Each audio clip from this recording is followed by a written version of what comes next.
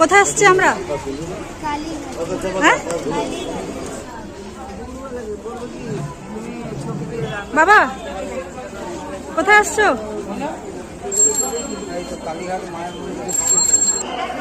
পুজো দেওয়া হয়ে গেছে?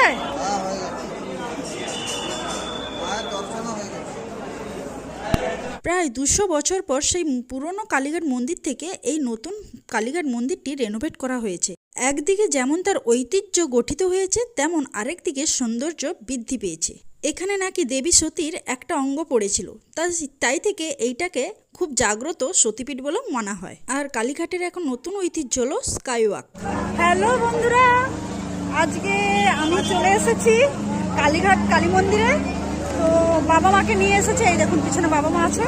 তো মা বাবার অনেক দিনের ইচ্ছে ছিল যে কালীঘাট মন্দিরে এসে একবার ঘুরে যাবে, তো ইচ্ছে তো তাদের পূরণও করে দিলাম।